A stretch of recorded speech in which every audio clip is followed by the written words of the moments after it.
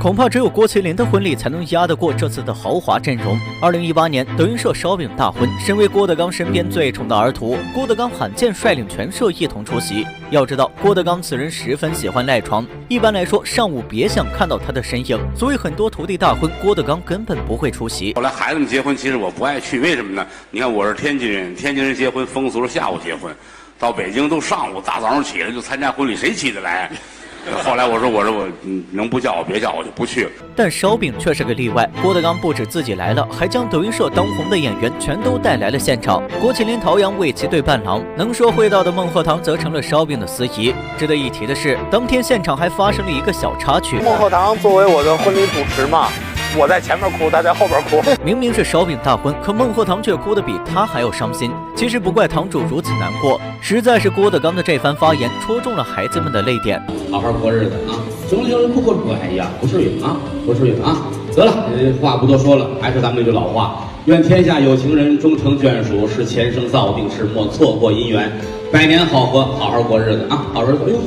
老郭的一句好儿子，让烧饼再也控制不住自己了。想当初刚刚加入德云社的时候，他们还都只是个孩子，可转眼10多年过去了，曾经的孩子们也都长大成人，到了组建新家庭的时候了。老郭能不感慨吗？而当天现场除了德云社的演员之外，石富宽也罕见现身，甚至与德云社闹掰的李金烈亲自到场为烧饼送上祝福。由此可见，烧饼这次大婚的排场究竟有多大？如果想要压住烧饼这次的排场，恐怕也只有将来少班主郭麒麟的婚礼了。毕竟比起烧饼，大林还要多出很多娱乐圈的好友。但很多人不知道的是，大林刚刚进入娱乐圈的时候，烧饼其实替他挡过不少言语攻击。终于知道郭麒麟录制节目为何要带上烧饼了。没有，你身体是不是比你爸还差？也要不怎么要老二呢？这玩意儿抓紧要2胎吧。23不能叫夭折了吧？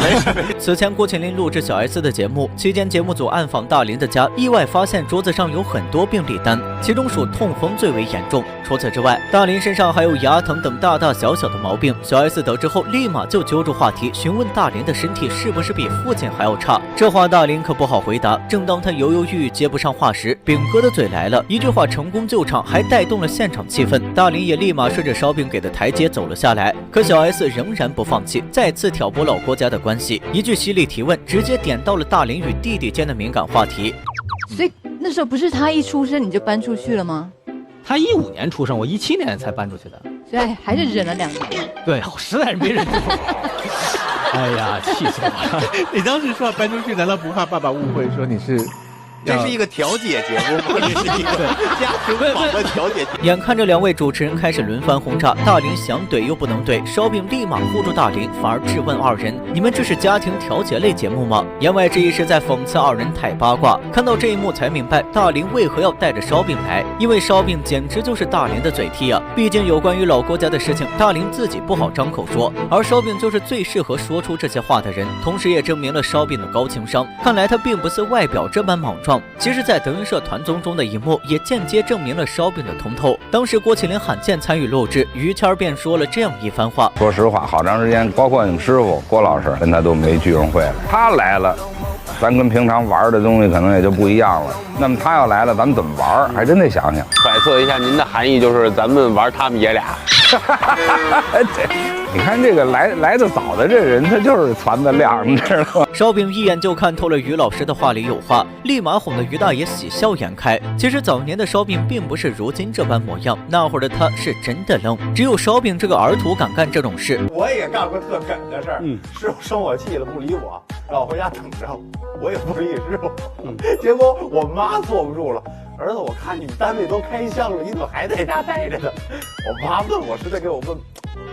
确实犯错误了。郭德纲惩罚徒弟的方式向来都是冷处理，其他弟子每次遭遇这些都会乖乖反思错误，唯独烧饼敢跟师傅对着干。直到德云社开箱了，烧饼还在家里待着呢。最后还是饼妈发现了问题，立马带着烧饼赶去德云社，这才知道烧饼犯下的错事。如果当年烧饼真的因为赌气错过了德云社，恐怕他也不会有如今成就了。而在这件事中起到关键性作用的人正是饼妈。年轻时候的烧饼10分梗，全靠饼妈才有今天。当年曹云金宣布退社，烧饼舍不得自己的师哥，于是也跟着出去玩，因此外界传出风言风语，称烧饼也退出了德云社，跟着曹云金走了。饼妈听说了这个传闻后，立马在当天晚上冒着大雨找到郭德纲，并向老郭承诺，不管别人怎么样，我家孩子绝对不会做出这种事。说就是，当年德云社有点变化，有些人离开德云社之后，在那个状态下，烧饼的父母，带着你上咱家去了一